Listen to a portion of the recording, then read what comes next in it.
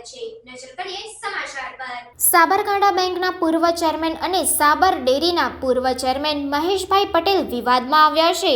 મોયત ગ્રામ પંચાયતમાં તેમની મિલકત નથી, તેમના નામે કોઈ તબેલો નથી કે નથી તેમની પાસે કોઈ પશુ, છતાં તેઓ મોયત દૂધ ઉત્પાદક મંડળીના ખોટી રીતે ચેરમેન બની મતાધિકાર મેળવી લીધો છે।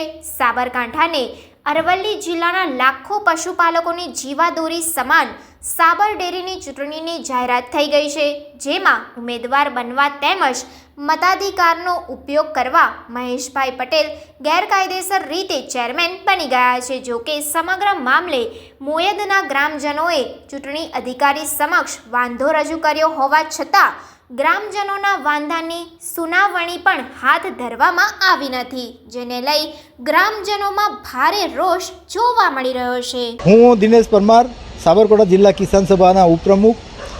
સાબર ડેરીની ચૂંટણીનો ધમધમાટ ચાલુ છે। હમણાં એક જે 5 અને 6 તારીખ 2 તારીખ મુદ્દાઓ રજૂ કરવાની તારીખ હતી, એ પ્રમાણે ઘણા મુદ્દાઓ રજૂ થયા છે। એમાં એક મુદ્દો પણ રજૂ થયેલાનું જાણવા મળે છે કે મહેશભાઈ અમીચંદભાઈ પટેલ, પૂર્વ સાબર ડેરીના ચેરમેન, કે જેઓ મોયત ગામના વતની નથી, હકીકતમાં ફતેપુર ગામના વતની છે, તેઓ મોયત ગામે કોઈ પશુપાલન કરતા નથી, કોઈ ઢોર પણ રાખતા નથી કે એ કોઈ તબેલો પણ રાખતા નથી, અને એ મોયત ગામે ચેરમેન તરીકે જો મતદાર યાદીમાં અધિકાર મેળવતા હોય તો એ ઘણું જ ખોટું કહેવાય। અને આવા લોકોને બોગસ મતદાર યાદીમાં સમાવેશ કરવામાં આવે છે, તો જે લોકો સાચું દૂધ ભરાવું છે, જે લોકો એવા લોકોને 45 વર્ષથી મતદારનો અધિકાર મળતો નથી।